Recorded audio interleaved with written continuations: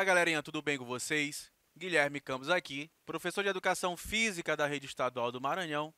E nessa aula de hoje, nosso projeto Fique em Casa Aprendendo, nós iremos estar dando continuidade a esse conteúdo esporte que nós estamos falando. Nós já o definimos, classificamos, já fiz uma diferenciação aqui entre esporte e desporto, já falamos de treinamento esportivo e hoje nós iremos falar aqui do esporte nos efeitos sobre o corpo em relação à saúde, tá certo? Então, vamos lá, vou relembrar aqui para vocês o conceito de treinamento esportivo. É entendido como sendo o processo de adaptação a estímulos externos, racionalmente organizados para alcançar um objetivo concretamente definido e, geralmente, esse objetivo está relacionado com o aumento do rendimento. É o mesmo conceito, porém vocês sabem que todo slide meu eu acabo colocando uma imagem, mas o slide da outra aula, a imagem era outra. E hoje eu fiz questão de trazer a imagem dessa senhorinha aí para vocês. Porque assim eu trago um pouquinho para a nossa realidade. Está aqui dona Adelmira, 94 anos, praticante de corrida. Treina 3 vezes por semana, uma média de 7 a 12 quilômetros por sessão de treinamento. Por que eu fiz questão de trazer essa imagem e de não trazer a imagem de um atleta de alto rendimento? De um atleta olímpico, por exemplo, que também faz essa parte aqui, faz o treinamento esportivo buscando o rendimento. Porque, pessoal, mesmo nós, meros mortais, eu, você que não é atleta de alta performance, uma pessoa idosa como a dona Adelmira, podem praticar exercícios físicos e devem seguir uma planilha de treinamento esportivo. Mas visando o quê? Visando o rendimento, visando uma performance, mas visando o rendimento para a sua saúde. Tá certo? E não só aquela performance atlética na qual eu defini na aula anterior. Eu já trouxe essa mesma imagem no outro slide, a imagem da Adelmira. Por isso eu gosto de trazer sempre imagens. Está aqui, ó. Eu trouxe o slide para vocês quando eu trabalhei a classificação dos esportes. Lá eu trouxe a mesma imagem. E percebam o que definia lá, quando eu falava de esporte e participação. Referenciadas pelos princípios do prazer lúdico, livres de obrigações da vida cotidiana. Apresentam como propósitos a demonstração, a diversão, o desenvolvimento pessoal e a interação social. A mesma imagem aqui, ó, que eu queria dizer para vocês que qualquer indivíduo pode participar de qualquer evento esportivo. Buscando o quê? Buscando o prazer, buscando a ludicidade, buscando a interação social. Mas, obviamente, que a pessoa, ao se inscrever numa competição, mesmo que ela não esteja ali por competir, mas por participar, ela precisa ter um certo rendimento. Ela precisa ter uma certa performance. Mesmo que não seja a níveis de atletas profissionais. Para que assim ela tenha o quê? Zelo, ela tenha o cuidado, ela não esteja ali colocando em risco a sua saúde. Ela deve sim respeitar esses ciclos de treinamento. Eu mesmo já participei de uma assessoria de corrida, não trouxe a imagem dele aqui porque eu não consegui entrar em contato. Mas lá nessa assessoria, tinha ele, um senhorzinho de 78 anos de idade, que fazia a sua planilha de treinamento. Seguia esses macrociclos aqui, meso, micro, tinha a sua sessão de treinamento certinha lá, toda prescrita pelo profissional. Corria 10 quilômetros brincando. O que muitos de vocês não conseguem fazer, ele fazia com seus 78 anos. Tinha uma alimentação adequada, respeitava o período de descanso, aquele tripé que eu já falei para vocês do treinamento esportivo, que é alimentação, descanso e estímulo. Então, percebam, em todas as idades pode existir o treinamento esportivo. Claro que sempre sendo algo adaptado para aquele indivíduo. Aí, para falar para vocês, eu trouxe aqui 2 princípios do treinamento esportivo apenas. São vários princípios, tá? Eu trouxe dois. Eu trouxe o princípio da continuidade e o princípio da adaptação, que é o próximo slide. Mas existe o princípio da sobrecarga, o princípio da interligação entre esses mesmos princípios, o princípio da saúde, o princípio da especificidade, são vários. Mas não vou falar para vocês aqui, porque o que me interessa para essa aula é isso aqui que eu vou mostrar. Princípio da continuidade. Rege que a atividade física deve ser realizada continuamente, sem interrupções, pois a interrupção de qualquer tipo de atividade leva o organismo ao retorno da situação inicial. Dentro do princípio da continuidade, eu já poderia falar também do princípio da reversibilidade. O que significa isso? Vamos mais uma vez olhar para a imagem, que eu gosto de verbalizar, eu gosto de trazer texto para que vocês leiam comigo e a imagem para caracterizar o que eu estou tentando falar. Está aqui, ó, o Homer Simpson, na sua primeira imagem, musculoso. Digamos que ele está treinando, que ele está um indivíduo que está acompanhando, fazendo ali umas sessões de treinamento. Então, ele conseguiu adquirir esse corpo. Na outra imagem tem o que aqui? Ele é altamente extenuado, praticando algum tipo de atividade física, algum tipo de exercício físico. Eu coloquei essa imagem nessas posições para mostrar que se de repente ele desrespeita essa continuidade do seu treinamento esportivo, ele volta para esse estado aqui, ó, que é o princípio da reversibilidade. Vou me dar como exemplo. Eu, Guilherme, já fui um indivíduo que já corri uma maratona, 42 quilômetros. Em 2018. Nós estamos aqui em 2021, tem 3 anos isso. Eu não tenho mais aquela planilha de treinamento para correr uma maratona. Então, eu perdi tudo aquilo que eu tinha naquela época para correr uma maratona. Hoje eu corro uma maratona? Obviamente que não. Eu teria que reiniciar todo o meu ciclo de treinamento mais uma vez. Então, continuidade. Eu preciso dar continuidade aos estímulos. Tá certo? Eu não posso interromper. Foi o que eu falei na aula passada para vocês. O treinamento esportivo, quando ele é prescrito, ele visa que tenha continuidade, que o atleta não sofra essas interrupções. O atleta não, vou falar de indivíduo, vou trazer mais para nós essa aula de hoje. O indivíduo não sofre essas interrupções nos seus treinamentos. Tá certo? Vamos para o próximo princípio. Princípio da adaptação. A evolução do condicionamento físico acontece por meio da adaptação do organismo aos diversos tipos de estímulos a que o corpo é exposto. Quanto maior o processo adaptativo ao treinamento físico, melhor e mais fácil será a execução do movimento. Então, a adaptação significa o quê? Que o corpo ele vai se adaptando aos estímulos que ele vai recebendo com o decorrer do tempo. Por isso, aquele indivíduo que ele frequenta uma academia, de 3 em 3 meses, a série de treinamento dele é alterada, porque o corpo dele já se adaptou àquela carga de trabalho, aquele volume, aquela intensidade de treinos. Vamos mais uma vez para a imagem. Está aqui o indivíduo carregando aqui um bezerrinho, está aqui um animal mais adulto, está aqui um touro.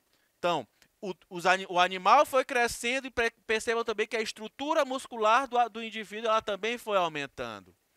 Porque ele foi sendo estimulado a fazer isso. E ele foi se adaptando a essa carga de trabalho. Então, o treinamento esportivo, acontece isso. O indivíduo ele vai se adaptando aos estímulos. Então, hora ou outra, a gente tem que estar, como nós falamos na fisiologia, elevando esse platô. Tá certo? Aumentando esse volume, aumentando a intensidade. Daí, dentro dos efeitos sobre o corpo, eu vou falar aqui para vocês que existem 3 fases, tá? É a fase de adaptação aguda, a fase de adaptação subaguda e a fase de adaptação crônica. Vou falar tudinho aqui para vocês. A adaptação aguda são mudanças que ocorrem nos sistemas fisiológicos, percebam aí em negrito, ó, durante a execução do exercício. É esperado o quê? O aumento da frequência cardíaca, do débito cardíaco, da ventilação pulmonar e da temperatura interna em comparação ao estado de repouso. Isso aqui nós chamamos de quê? De homeostase. Professor, explica melhor o que seria isso. São aquelas adaptações que o nosso corpo faz quando ele vai recebendo determinado estímulo. o indivíduo, quando ele começa uma corrida, vou pegar a dona Adelmira lá, do início da aula. Quando ela começa a correr, ela vai começar a cansar. A sua frequência cardíaca vai aumentar. A sua ventilação pulmonar também vai aumentar. As células vão precisar de mais oxigênio. Então, tudo isso vai se adaptando. Ela vai começar a transpirar, a suar. Suar, galera, não tem a ver com o emagrecimento, não. Vou logo deixar isso aqui claro para vocês. Que eu vejo, às vezes, muitas pessoas de forma errada indo para a academia e volta, quando volta, é frustrada. Dizendo, poxa, não emagreci nada e eu nem suei hoje. Suor não tem a ver com queima de gordura. Tá certo? Suor é um mecanismo de defesa que o nosso corpo tem para tentar manter a temperatura do nosso corpo ideal, para que a gente não entre em colapso. Tá certo? Então, desvirtuem essa questão do suor em relação ao emagrecimento. O indivíduo, às vezes, vai para a academia, vai lá, ele suou pra caramba, ele chega em casa, se pesa, ele perdeu 2 quilos. Eu emagreci 2 quilos. Não emagreceu 2 quilos. Se fosse assim, seria fácil demais, né? Ele desidratou 2 quilos. Tá certo? Então, quando ele voltar a se hidratar ali, ele vai voltar a ganhar um peso. Tá aqui, ó, o indivíduo começou a correr, ele está ali olhando para o relógio. Eu gosto de trazer as imagens porque ele está olhando o quê? Ele está vendo ali a sua frequência cardíaca, que com certeza aumentou. Ele está um indivíduo suado, ele está correndo. Então, quando a gente começa a dar volume e intensidade ao nosso corpo, obviamente ele vai se adaptando para tentar levar oxigênio, fazer com que aconteça essa adaptação.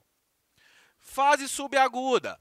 São mudanças que ocorrem no sistema fisiológico após o término da execução do exercício.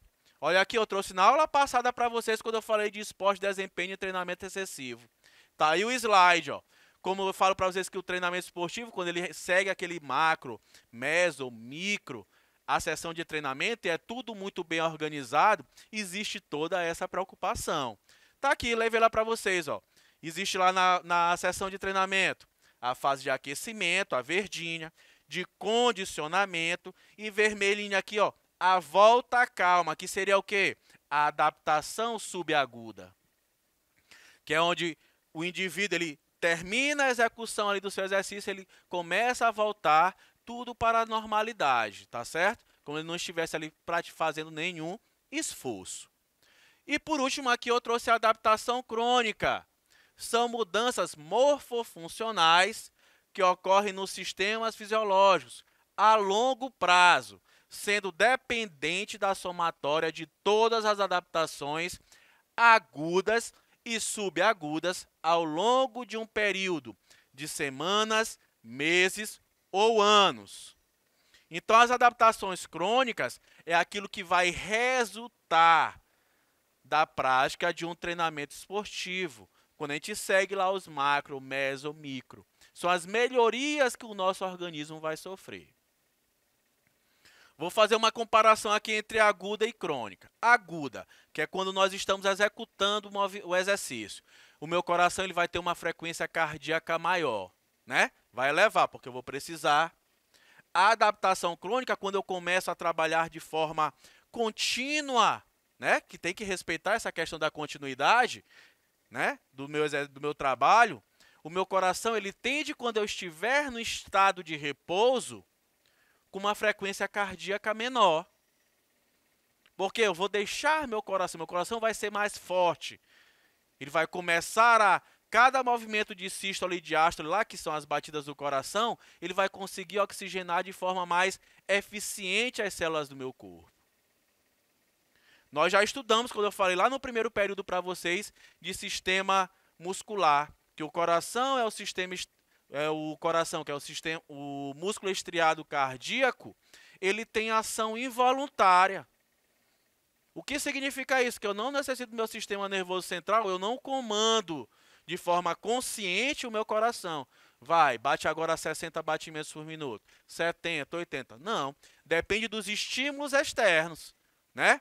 E isso eu consigo alterar através de exercícios físicos. Tá aqui, ó, eu trouxe uma tabela para tentar mostrar isso para vocês. Aí, em relação a essa adaptação crônica, existem dois tipos: a adaptação positiva e a negativa. A adaptação positiva, leiam comigo, São as adaptações crônicas que estão associadas às alterações morfofuncionais, que são benéficas, positivo, benéfico.